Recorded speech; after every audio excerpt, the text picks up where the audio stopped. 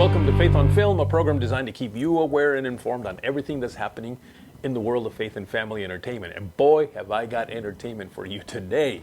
Now I'm here at the Capernaum Studios, where we are part of the Content 21 conference. And what I love about these conferences, of course, is that I get to have all kinds of people that show up that are involved in this industry. The bad part is that I don't get to do all the research and give you all the information on them ahead of time. But that's what he's going to do today. And what I have here today is a great comedian, actor, and I don't know what else you do too, but Thor Ramsey. Hey. We'll do the fist bump thing. There you go. Good to be here. Good to be here. Thank you. So, since I didn't get to research and kind of give them ahead of time all the wonderful things you do, you can tell us a little bit about Well, I'll give you yourself. a brief synopsis. So I started stand-up comedy in 1987, made my way down to Robbie's Comedy Corner. I still remember it. So let me go back further. I'll tell you this story. I like this story. So it's not to the fetus area. No, not that far back. Not that far back. Not far back. Yeah, my mom used to recite jokes to me. My dad would read from a knock-knock joke book while I was in the womb. Yeah. So, but no, I was a junior in high school, and the girl I was dating, I think I've been married long enough I can say this now. The girl I was dating at the time came up to me, and she goes, "I dreamt you were on the Tonight Show last night." She goes, "You had a good set." And so a decade later, I went to college, did the whole, because I thought about being a stand-up in college, but the only comedy store that existed when I was in high school was the Comedy Store in Los Angeles, and I'm from Nebraska, a little town. I just didn't have the confidence to, But you said college. Now, they don't have college courses on comedy, do they? No, in high school.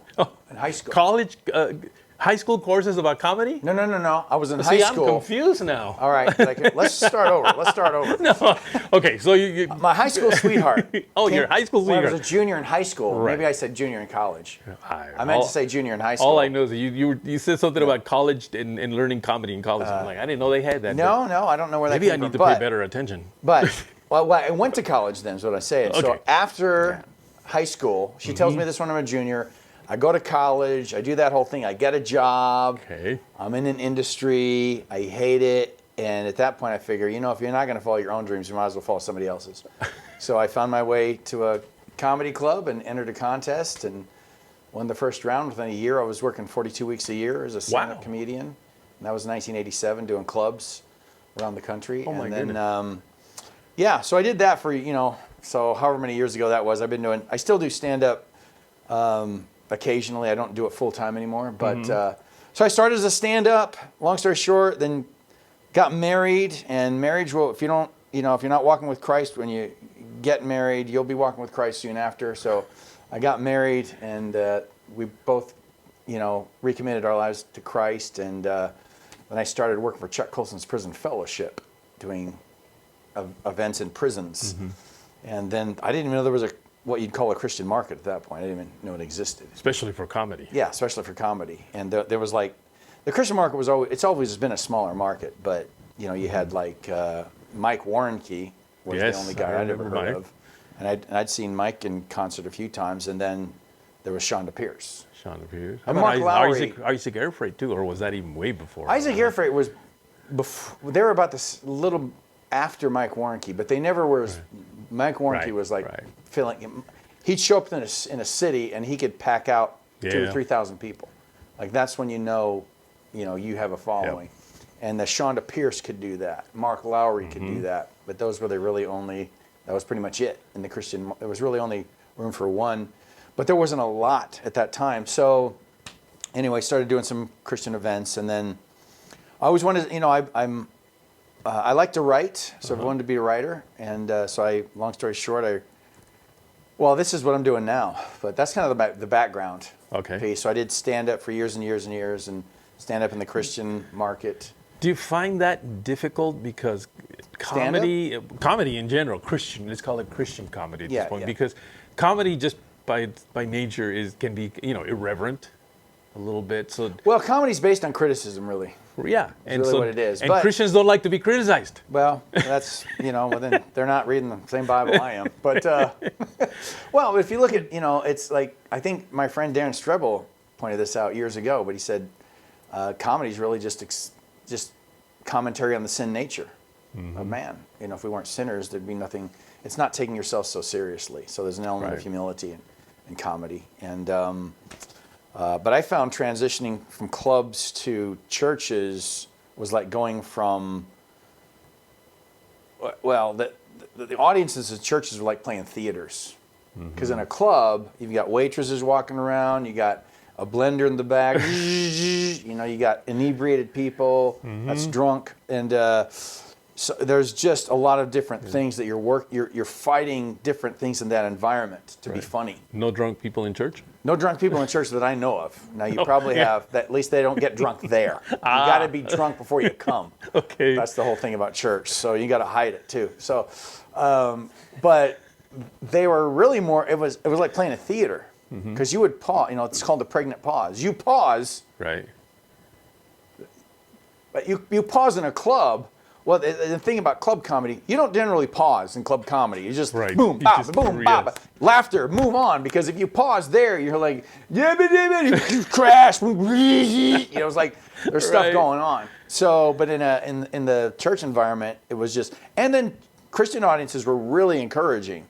So the danger is in the Christian market, like you're entertaining a bunch of drunks, for them. And I don't want to make clubs sound like everyone there's just plastered. That's not the case. But when you have that many distractions, you mean like coughing? Yeah, like coughing. Okay. Yeah. If that's our audience. If something's working, it works. Yeah. And then you take that. If it's a 3 in that environment on a scale of 1 to 5, because I used to grade my jokes.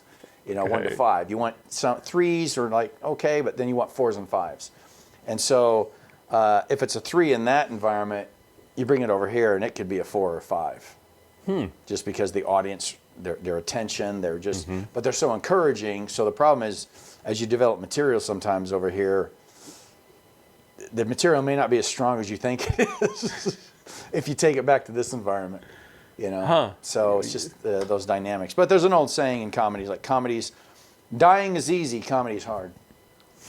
So that's kind of the old saying. So, Well, listen, at some point you also transitioned into acting, I believe, right? Yeah. Well, hold on now. We're going to take a little break. Okay. And when we come back, you're going to tell us all about that. All right. All right. Folks, don't go away. We'll be right back.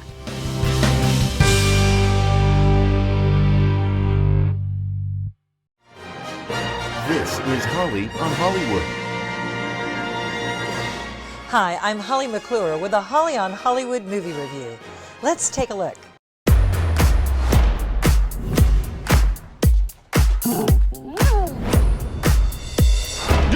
Uncle Casey, can't he just stay for one night? One night. Clifford the Big Red Dog is a delightful family film based on the popular children's book series. Emily, played by Darby Camp, is a middle schooler who has trouble making friends. She feels all alone until she's given a red puppy to love and care for. She makes a wish and wakes up to see a 10-foot supersized Clifford. With her mother away on business, Emily and her Uncle Casey, Jack Whitehall, take Clifford to see a vet to make him small again. But soon their trip turns into a wild day in New York. Clifford makes the news, a genetics company tries to steal him, and it's up to Emily and her uncle to save Clifford. John Cleese and Tony Hale also star. The PG is for mild bathroom humor when Clifford goes potty, and a few weird scenes like Clifford accidentally eating a small dog then spitting him out, or a bizarre two-headed goat is created at the genetics company. Clifford's a story full of adventure, funny dialogue, chase scenes. Clifford plays fetch with a kid inside a bumper ball. Emily drives a getaway truck, and my favorite scene, Emily galloping through the streets of New York City on the back of Clifford. Camp is perfectly cast as Emily, and Cleese is always a delight. There are lessons about the power of love, believing in yourself, and being unique. With more than 50 Clifford books since 1963, old and young will enjoy Clifford the Big Red Dog. Full of love. Ah! He's slipping! Made you feel like you could do anything. Your dog just saved my life! I'm getting Clifford out of here. You know how to drive? How hard can it be? I'm grounded for life, aren't I? You and me both. He eats like an animal. He is an animal. I'm talking about him. What? Remember to choose your movies wisely.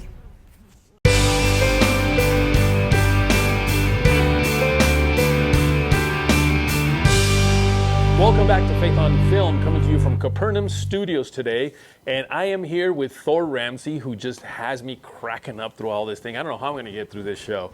But so we were talking about, of course, your comedy career. Yep. But then at some point, you decided that wasn't enough, apparently, and you decided to become an actor. You know, it was always kind of in the back of my mind, because stand-up is like the lowest rung into showbiz. It really is. So it's like... Is it sort of like podcast is the lowest rung in the television career? The talk show circuit, I guess. I don't know. But stand-up is that way, that, it's like you could get your... So at the time, when I was young, I thought, well, I'll start stand-up and then I'll write screenplays and other things because I'll have free time. Well, you don't realize, stand-up,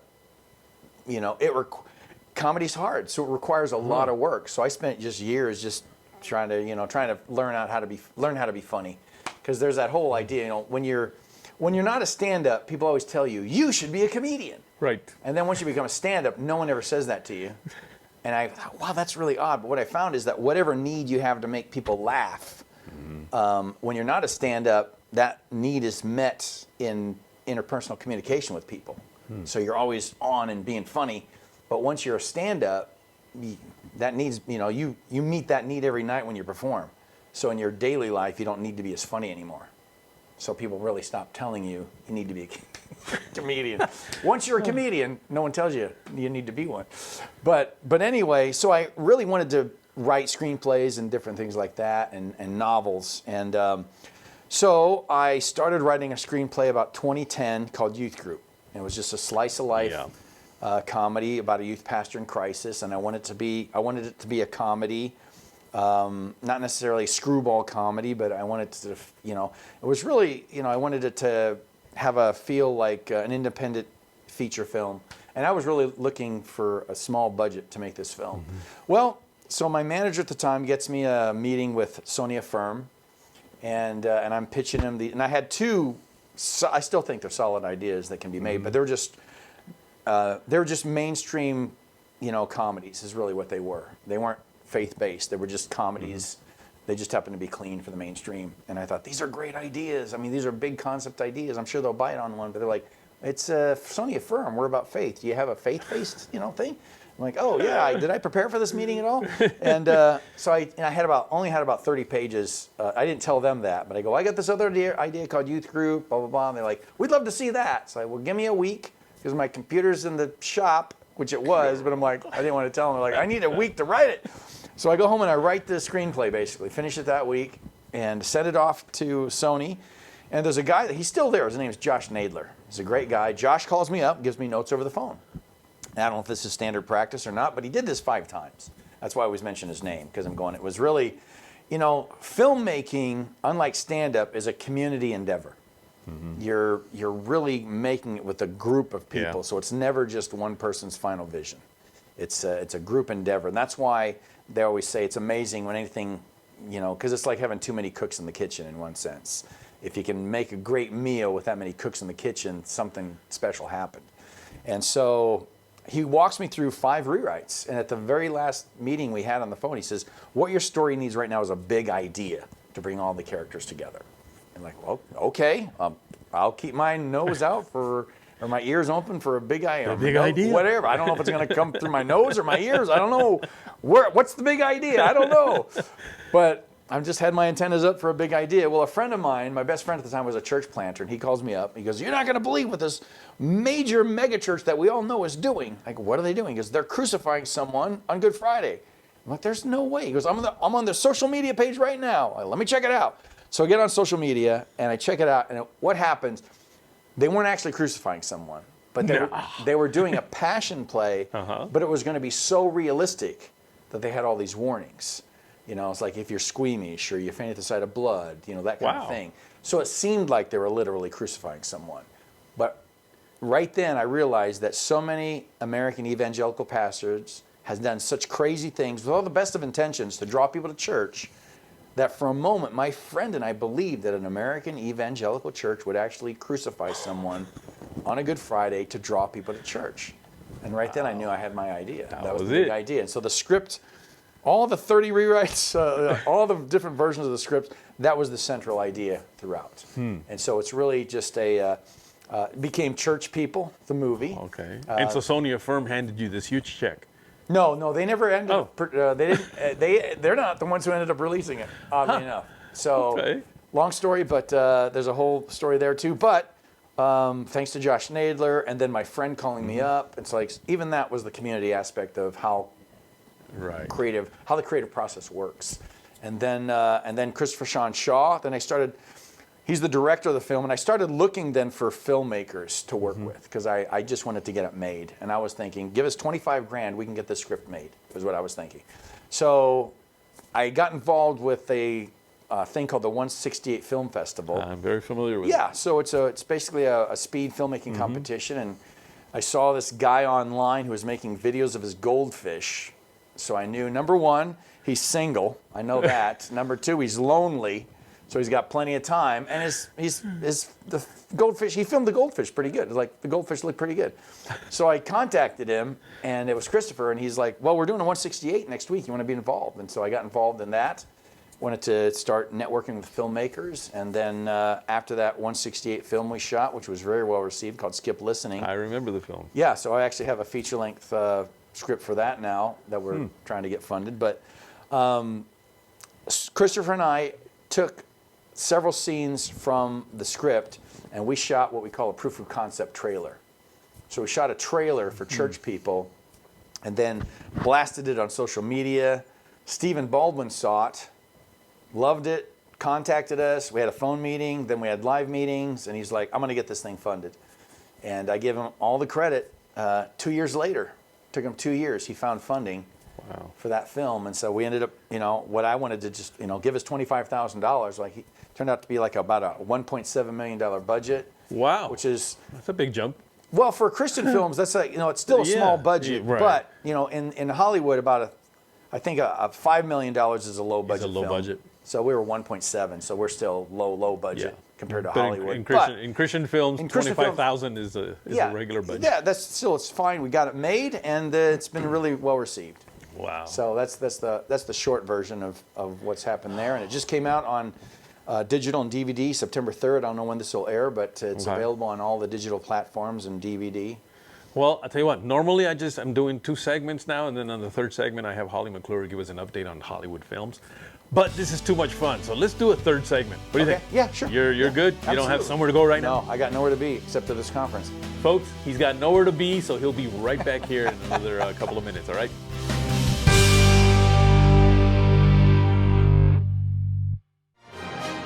This is Holly on Hollywood. Hi, I'm Holly McClure with a Holly on Hollywood movie review. Let's take a look.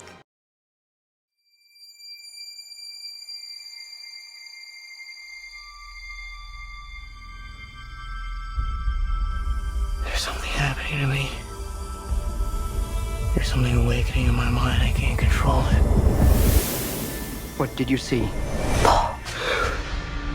Dune takes place far into the future, where Duke Atreides and his family have been ordered by the Emperor to take up the governorship on the desert planet Dune. He is tasked with mining the planet's most valuable resource called spice, in spite of the blue-eyed indigenous people, the Freemen, who resent their planet being occupied. His son Paul and Paul's mother, Lady Jessica, both have prophetic and mind control powers, and Paul continually dreams of a young Freeman woman, Chani, whom he's destined to fall in love with, while training to be the leader of the new world. Meanwhile, their enemy, the Harkonnen, led by its obese baron and unrecognizable Stellan Skarsgård, plans to destroy Atreides' army and overtake the planet. Timothée Chalamet, Oscar Isaac, Rebecca Ferguson, Jason Momoa, Josh Brolin, Zendaya, Dave Bautista, and Javier Bardem also star. The PG-13 Dune is best for teens to adults because of Star Wars-type fight scenes and images of gigantic worms, sci-fi warfare, mature themes. This is an eerily vast and futuristic world with epic landscapes alongside costumes and customs that have an old-world Renaissance feel. Paul's journey to become a future king is guided by his friends and warriors played by Momoa and Brolin, and Zendaya is seen all the way through the movie but doesn't actually get to speak until the very end. I enjoyed this epic experience, but I was frustrated and disappointed that it ended with part 1 and no plans, as of yet, for part 2. Will gnaw off its own leg to escape. What will you do? I know you.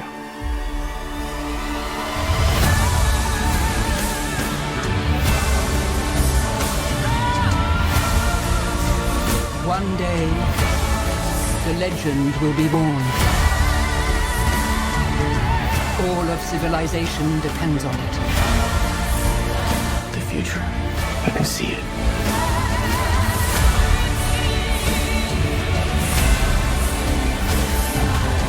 I must not fear.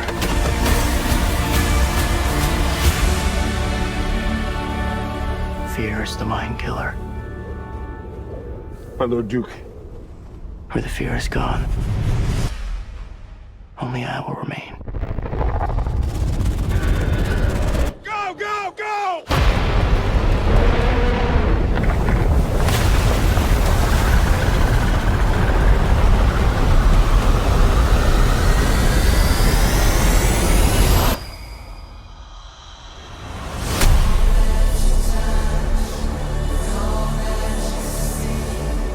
Remember to choose your movies wisely.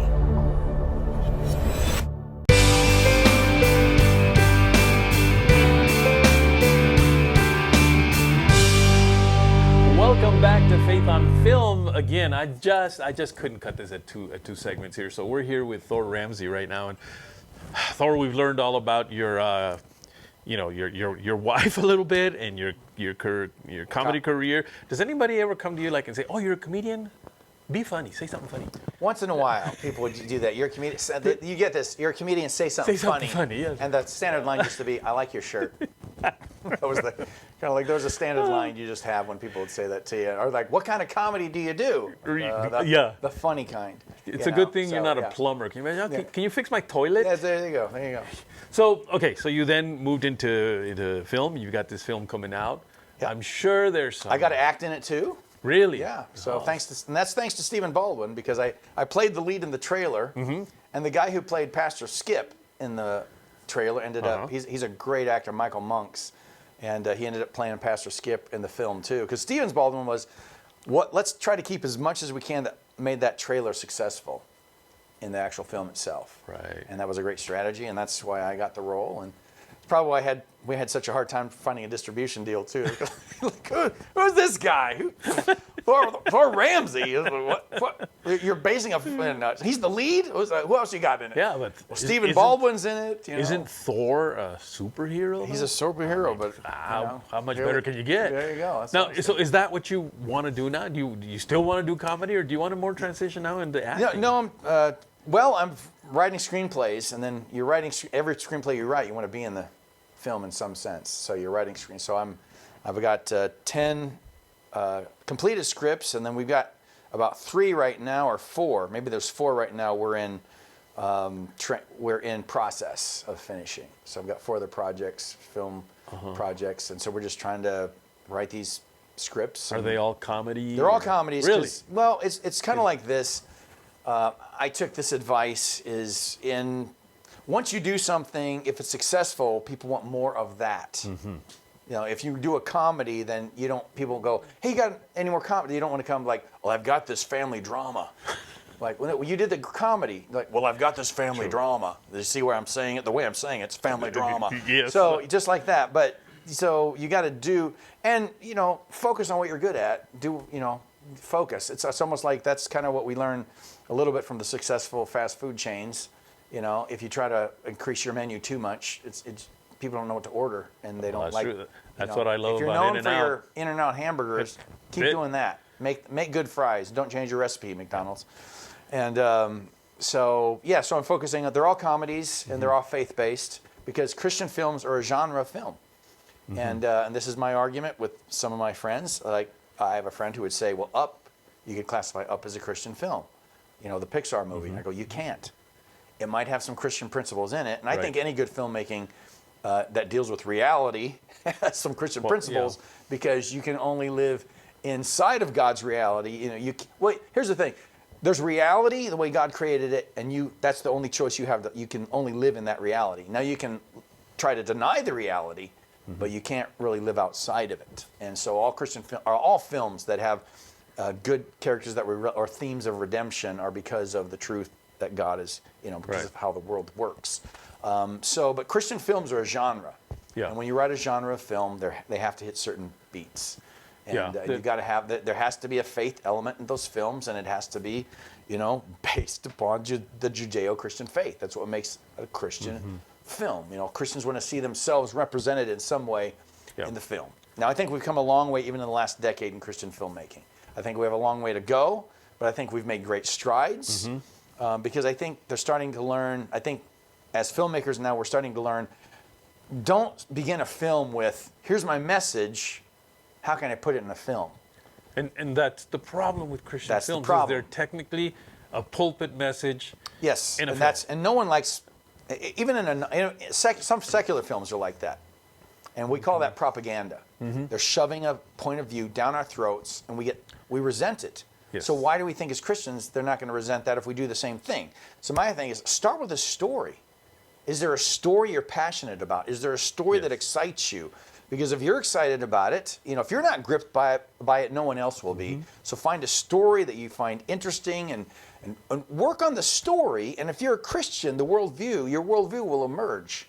And then you can see how to highlight it some way. Yeah. But it doesn't, I don't, God has already ordained a vehicle to spread the gospel. And that is through the preaching of the word.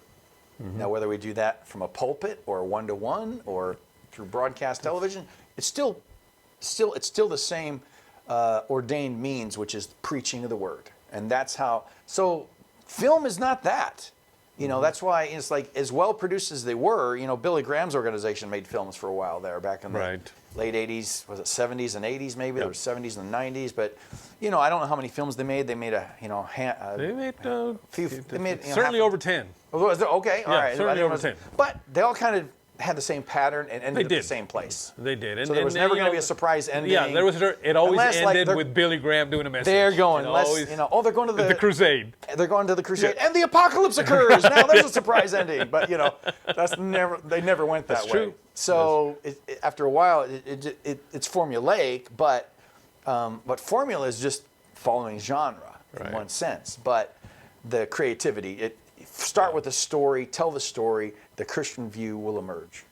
So Thor, if somebody wants to follow you and keep up with everything you're doing, where do they go? Well, you can go to thorramsey.com. Okay. I don't know why you That's do that, easy. but you can go there. thorramsey.com, and I think there's contact information there. But all right. You want to give your address or your phone number or your bank account or anything like that? You can email. I'm pretty available, so I'll give you my phone number if you want. No. The website will be fine. They can follow you there and keep up with everything you're doing. Well, thanks, Matt, for taking the time. I know that you're at this conference, and I'm sure there's going to be lots of things for you to do, but I figured I'd catch you before you even got started. Appreciate that.